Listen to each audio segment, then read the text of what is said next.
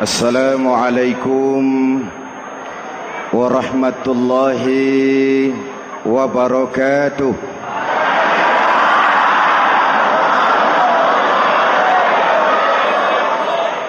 Alhamdulillahi rabbil alamin.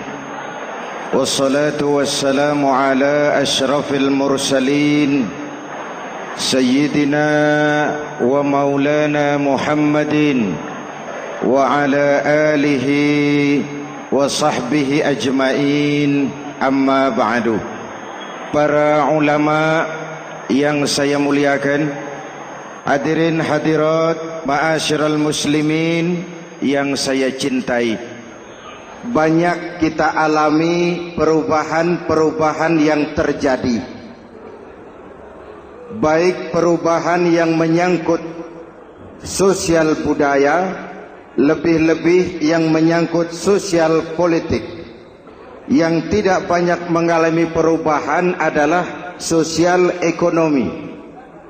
Bahkan angka kemiskinan kita naik menjadi 3/5 dari total penduduk kita hidup di bawah garis kemiskinan, dan 20% diantaranya miskin mutlak. Perubahan-perubahan yang terjadi menyadarkan kita kepada kebenaran Al-Quran ketika Allah menyatakan wa tilkal ayyamu nudawiluha bainan nas. Hari itu kami putar di antara manusia. Ada saat datang, ada waktu pergi. Ada hari lahir, ada saat kembali, ada waktu dilantik, ada saat menyerahkan jabatan. Hari kami putar di antara manusia dan hidup cuma sekadar menunggu giliran. Soalnya kemudian di tengah perubahan-perubahan yang terjadi begitu cepat, what must we do now?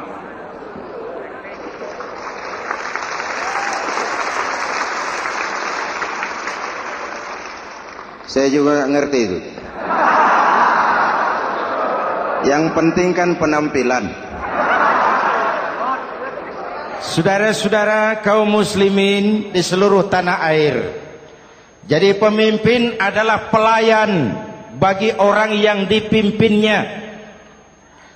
Okelah, perbaikan ekonomi, pembukaan lapangan kerja baru kita serahkan kepada pemerintah, karena kita percaya mereka orang-orang terpilih belaka yang dipilih dengan kepercayaan akan mampu membawa rakyat keluar dari kesulitan. Amin.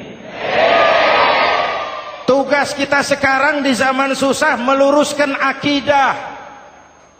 Jangan sampai mbah dukun yang naik ke permukaan. Betul? Islam misinya yang pertama membebaskan manusia dari kemusyrikan.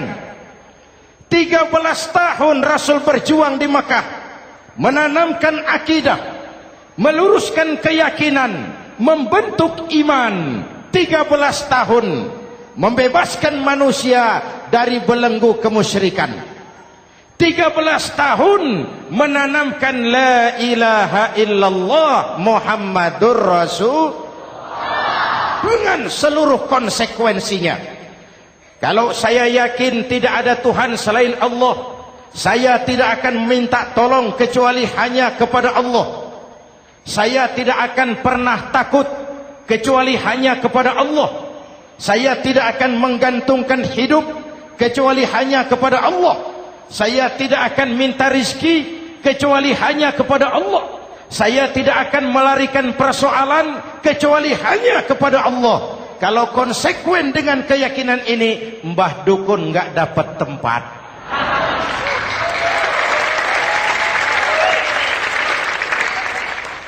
Akur? Ayo lihat secara sederhana. Saya sandaran di tiang, tiangnya ambruk, sayanya jatuh. Saya sandaran di tembok, temboknya runtuh, saya juga runtuh. Saya sandaran kepada orang kaya, dia jatuh miskin, saya bangkrut. Saya sandaran kepada jenderal, dia pensiun, saya selesai.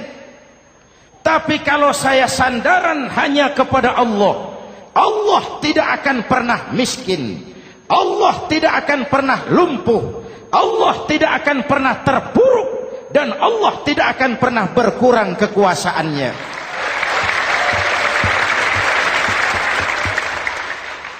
Maka umat Islam, sesulit apapun zaman yang kita hadapi, Allah juga tempat kita bersandar.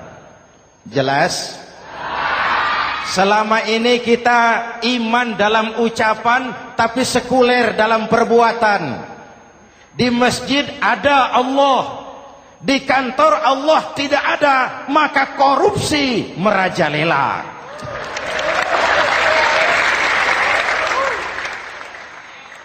Di masjid ada Allah, di pasar Allah tidak ada, maka timbangan tetap curang. Kita iman dalam ucapan, tapi sekuler dalam perbuatan. Oleh karena itu, sesulit apapun zaman yang kita hadapi, iman jugalah pegangan kita. Allah juga tempat kita bersandar. Boleh zaman berubah, akidah jangan sampai goyah. Karena iman kita hidup, untuk iman kita berjuang, dan dalam iman kita ingin kembali menghadap Allah Subhanahu. Selama ini manusia Indonesia kita lebih banyak diisi otaknya, hati sering kosong, agama dangkal, akidah rapuh, moral rendah. Memang kemudian muncul banyak orang-orang pintar, cuma sayang tidak benar. Indonesia kita bangkrut, Indonesia kita terpuruk, Indonesia kita sakit parah kalau diurus orang yang cuma pintar tapi tidak benar. Kita perlu orang-orang pintar, tapi kita lebih perlu orang benar. Jelas? Kalau cuma pintar tapi tidak benar, itu yang sering saya sampaikan, nanti disuruh ngurus beras malah nimbun beras.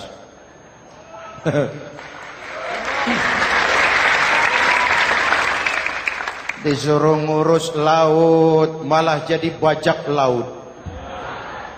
Disuruh ngurus hutan rame-rame jadi orang hutan. Jutaan hektar hutan Indonesia kita ini merupakan kekayaan sumber daya alam kita yang harus digunakan bagi sebesar-besar kemaslahatan rakyat. Yang disuruh ngurus hukum malah bikin hukum seperti pisau, tajam ke bawah, tumpul ke atas.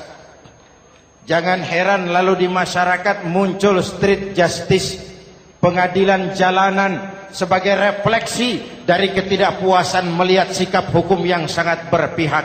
Kalau yang kecil salah, hukum cepat-cepat ditegakkan.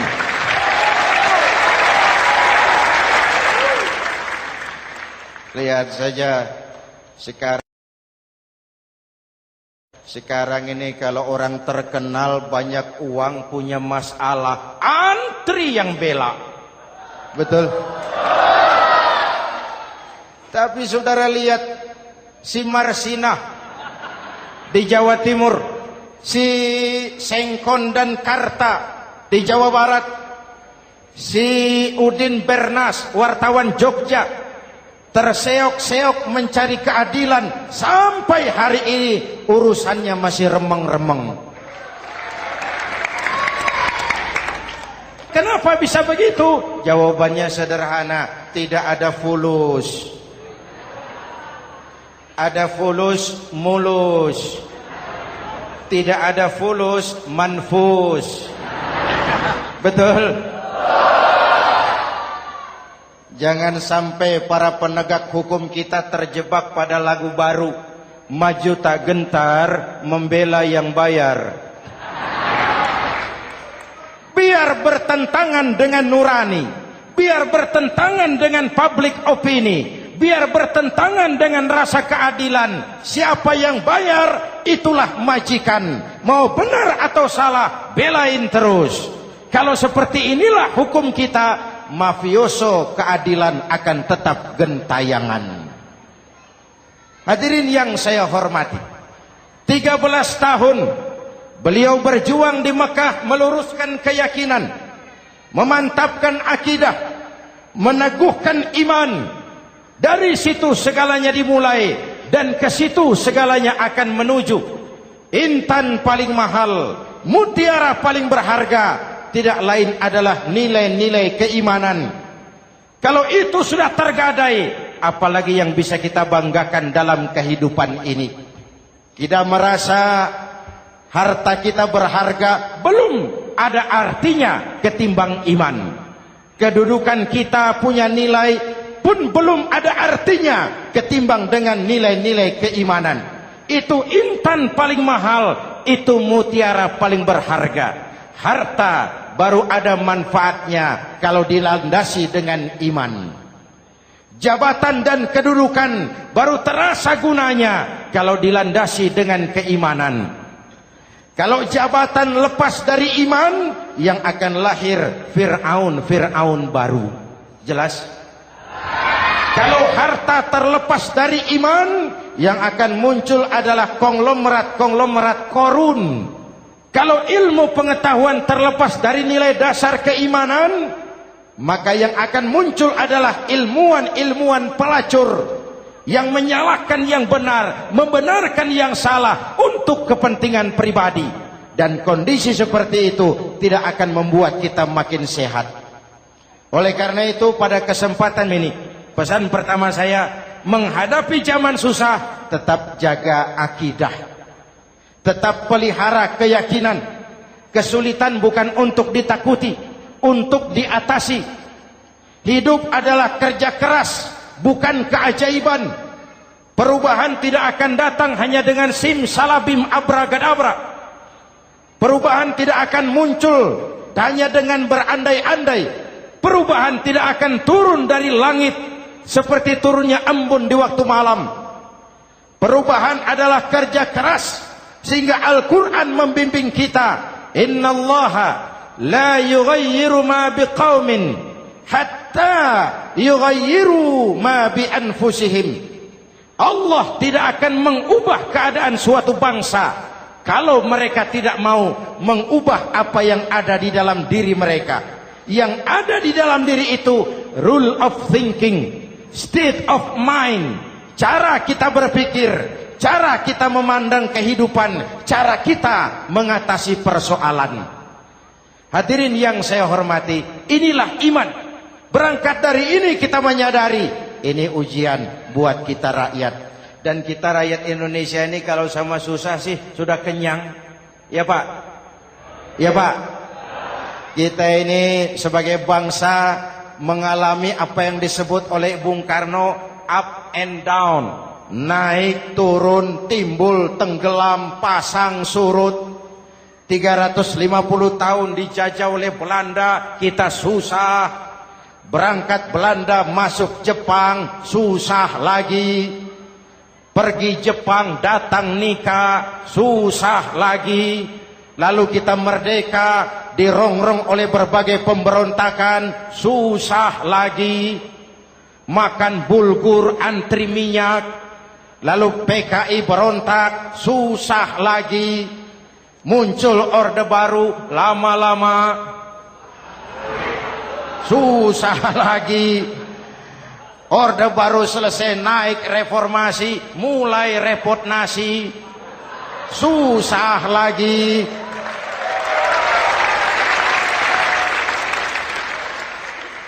Kalau susah kita ini sudah akrab, sudah intim. Mestinya kalau sudah susah seperti itu, jangan salah sikap menyikapi kesusahan. Jangan sampai kita potong kompas, ambil jalan pintas, terjebak menghalalkan segala cara. Itu tidak akan menguntungkan, itu tidak akan menyelesaikan. Kalaupun selesai, nampaknya penyelesaian sesaat. Dan penyelesaian sesaat bukan penyelesaian yang sebenarnya. Karena itu tetaplah dalam koridor keimanan. Boleh zaman berubah, akidah jangan sampai goyah. Silahkan masa berganti, tapi keyakinan jangan mati. Sekali la ilaha illallah, sampai tetes darah paling penghabisan, tetap la ilaha illallah. Sanggup? 3 orang. Sanggup? 21. Sanggup? Kalau sanggup kita harus konsekuen. Saudara-saudara di seluruh tanah air, misi yang kedua dari Islam setelah membebaskan manusia dari kemusyrikan, membebaskan manusia dari ras diskriminasi, mengikat manusia dengan tali akidah. Sebelum Islam datang, manusia dibedakan oleh warna kulit, manusia dibedakan oleh faktor keturunan, manusia dibedakan oleh faktor harta dan benda. Adalah Rasul yang mengajarkan, innallaha la yanzuru ila suwarikum wala ila amwalikum walakin yanzuru ila qulubikum wa a'malikum. Allah tidak melihat potonganmu, Allah tidak melihat hartamu. Yang Allah lihat itu adalah hatimu dan amal perbuatanmu. Jauh sebelum Amerika teriak-teriak membanggakan apa yang mereka sebut sebagai Declaration of Independence, Nabi sudah mengajarkan kepada kita semua, annas kulluhum li Adam wa Adam min turab la fadla li arabiyyin ala ujamiyyin illa bittaqwa. Seluruh manusia berasal dari Adam. Adam diciptakan dari tanah. Tidak ada kelebihan Arab dengan yang bukan Arab kecuali takwanya. Jauh sebelum Amerika mencanangkan bahwa semua manusia dilahirkan sama, that all men are created equal. Jauh sebelum itu Islam sudah membebaskan manusia dari ras diskriminasi. Apa dalam konteks kekinian menghadapi zaman susah tetap jaga kerukunan? Ya Pak, ya Bu, oi Bu. Menghadapi zaman susah tetap jaga kerukunan, baik antar umat seagama, antar umat beragama, maupun antar umat beragama dengan pemerintah. Menjaga kerukunan. Jangan saling sikat sikut di antara kita. Sebab kalau sudah rukun, saya ajak berhitung. 1 ditambah 1 sama dengan, itu matematika namanya. Hasilnya pasti. Tapi angka sosial hasilnya aneh. Saya ubah jadi angka sosial. Ayo kita berhitung lagi. 1 orang takut ditambah 1 orang takut sama dengan 2 orang setengah berani. Kenapa setengah berani? Karena sudah berdua. Tadi kan takut sendiri. Kalau sama-sama takut berkumpul jadi setengah berani. Kalau ditambah 1 orang takut lagi, 1 orang takut ditambah 1 orang takut ditambah 1 orang takut sama dengan 3 orang berani. Kenapa jadi berani? Karena sudah bertiga. Kita yang lemah, kita yang marginal, kita yang dikucilkan, bahkan kita yang dilecehkan, kalau mau rukun kita akan kuat dan tidak bakal dipermainkan orang.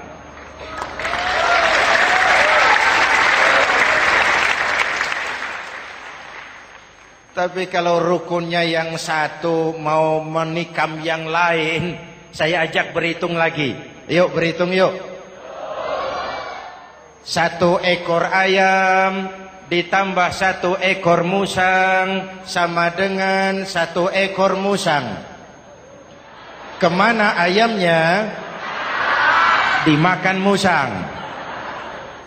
Betul nggak nih hitungan?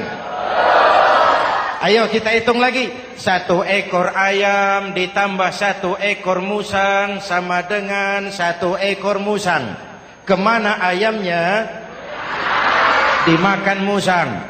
Jadi kalau kita suka kumpul dengan orang yang mau makan kita, selesailah kita.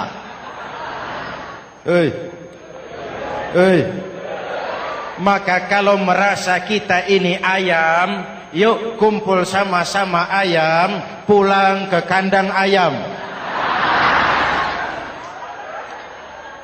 Kalau ada ayam kumpul ke kandang musang, itu namanya ayam minum baygon. Jelas? Menjaga kerukunan. Pertama, antar umat seagama, sesama muslim harus saling menjaga, harus saling memelihara.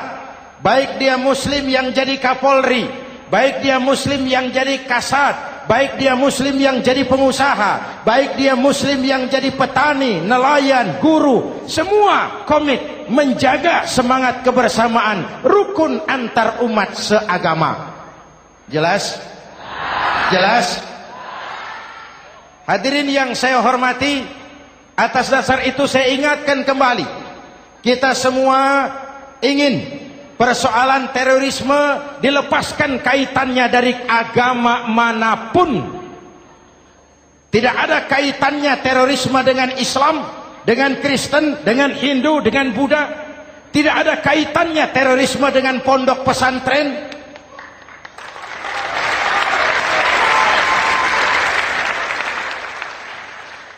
Jangan sampai pesantren jadi kambing hitam. Karena sejak zaman penjajahan, pesantren sudah terbukti memberikan kontribusi bagi perjuangan memerdekakan rakyat Indonesia. Rukun antar umat seagama. Yang kedua, rukun antar umat beragama. Islam ini rahmatan lil. Jangankan manusia walaupun berbeda agama, binatang saja dihormati. Ada hadis, fa iza zabahtum fa ahsinuz zibhata. Kalau kamu menyembelih hewan, sembelihlah dengan cara yang terbaik. Jangan menyembelih ayam dengan pisau tumpul. Itu namanya tidak berperi kebinatangan. Yang kecil lagi, saudara buka babul istinja, makruh buang air kecil di tanah yang berlubang. Sebab apa? Pertama, menjaga kesehatan. Siapa tahu di lubang yang saudara buang air kecil itu ada gas beracun. Kalau tidak, melindungi binatang yang ada di dalam lubang. Siapa tahu di lubang yang saudara buang air kecil itu ada semut sedang rapat membahas terorisme. Apa dosanya lalu mati dikencingi?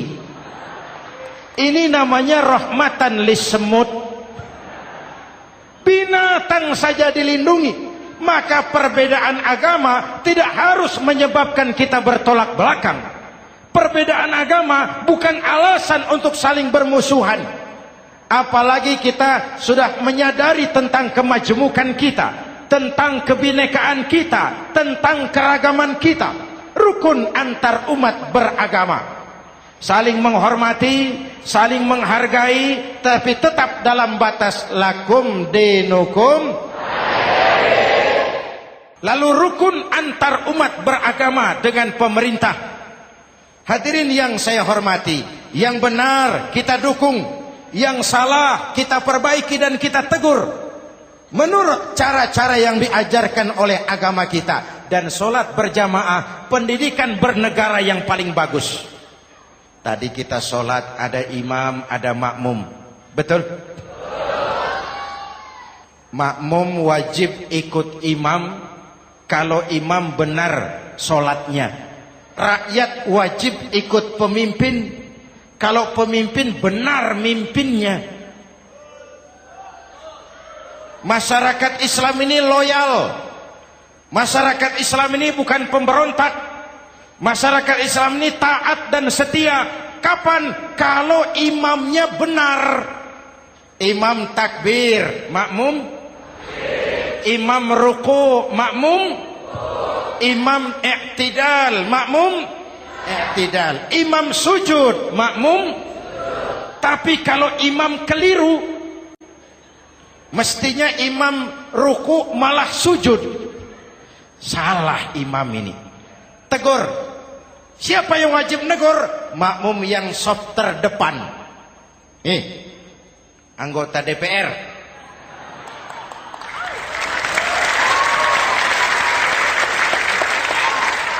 Ini wakil-wakil makmum ini. Saf di depan ini. Kalau imam keliru mereka paling tahu. Ngomong.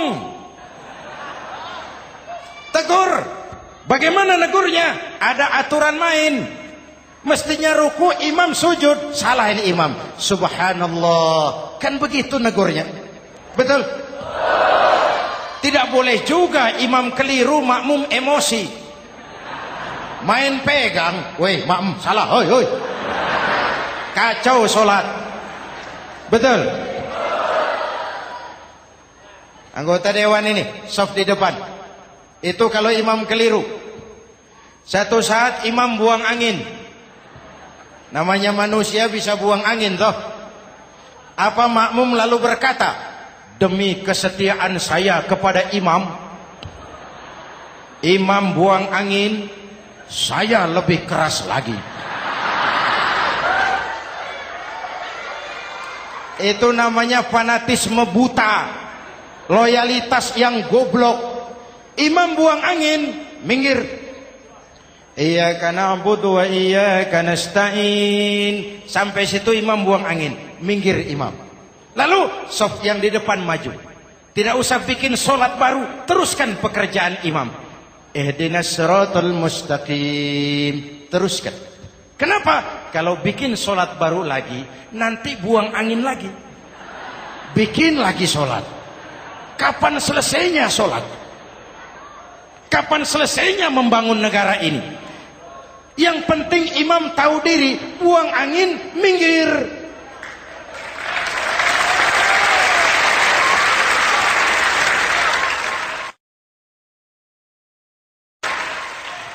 Ini kacaunya solat berjamaah kita sekarang. Kacaunya negeri kita sekarang. Banyak imam sudah buang angin, gengsi. Diam aja merasa nggak punya salah.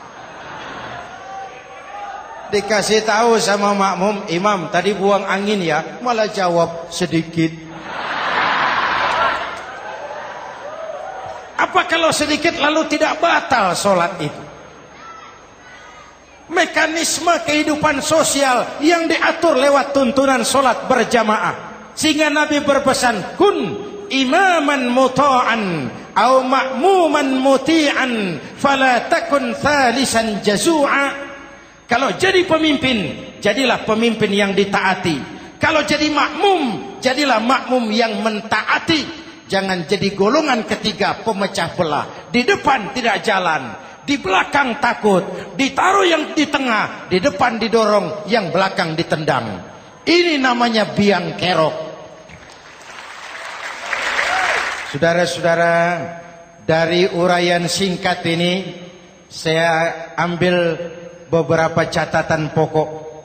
Pertama, kalau ada intan paling mahal, kalau ada mutiara paling berharga dalam hidup kita, itu tidak lain adalah karena keyakinan. Hidup jadi indah, hidup jadi berharga, hidup jadi berarti kalau didasari atas sebuah keyakinan. Dan keyakinan itu tidak lain adalah nilai iman kita, akidah kita kepada Allah Subhanahu wa taala. Yang kedua, tetap menjaga kerukunan. Sesulit apapun zaman yang kita hadapi, kita tetap harus menjaga semangat kebersamaan. Kita harus tetap menjadi lem perekat yang menjaga keutuhan, baik sebagai bangsa maupun sebagai umat. Perbedaan adalah wajar, harus dihormati sebagai ciri kehidupan berdemokrasi. Tapi jangan perbedaan menjadi sebab kita bermusuhan, dan jangan perbedaan menyebabkan kita saling berpecah belah. Hormati perbedaan, jangan perbedaan dipandang sebagai permusuhan.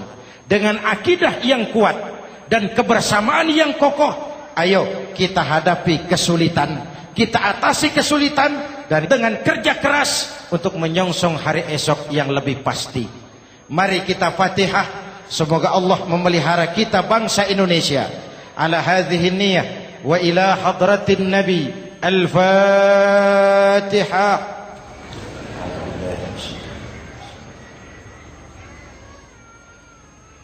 Iyyaka na'budu wa iyyaka nasta'in. Ihdinas siratal mustaqim. Siratal ladzina an'amta 'alaihim. Bismillahirrahmanirrahim. Amin. Alhamdulillah Rabbil Alamin. Allahumma salli wa sallim mubarak ala Sayyidina Muhammadin wa ala alihi wa sahbihi ajma'in. Allahumma Rabbana taqabbal minna salatana wa siyamana wa qiyamana wa takhashu'ana wa ta'abbudana wa tammim taksirana ya arhamar rahimin. Allahumma aslih man fi salahihi salahul muslimin. Allahumma ahlik man fi halakihi salahul muslimin. Allahumma Rabbana la tu'akhizna in nasina aw akhtana. Rabbana wa la tahmil alaina isran kama hamaltahu ala alladhina min qablina. Rabbana wa la tuhammilna ma la taqata lana bih wa'fu 'anna waghfir lana warhamna. أنت مولانا فانصرنا على القوم الكافرين. اللهم اجعلنا من السعداء المقبولين ولا تجعلنا من الأشقياء المردودين. أفضل ما قلته أنا والنبيون من قبلي لا إله إلا الله.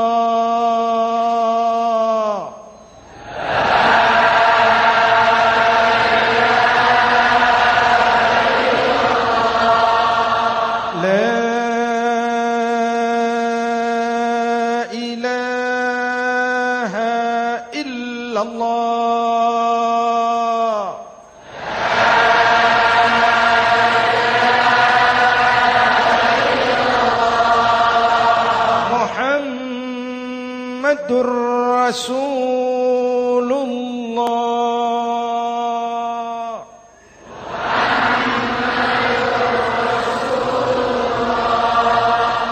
sallallahu alaihi wa alihi wa sallam. Kalimatu haqqin 'alaiha nahya wa 'alaiha namut wa 'alaiha wa biha nub'atsu insyaallah minal aminin minal aminin minal aminin rahmatika ya arhamar rahimin.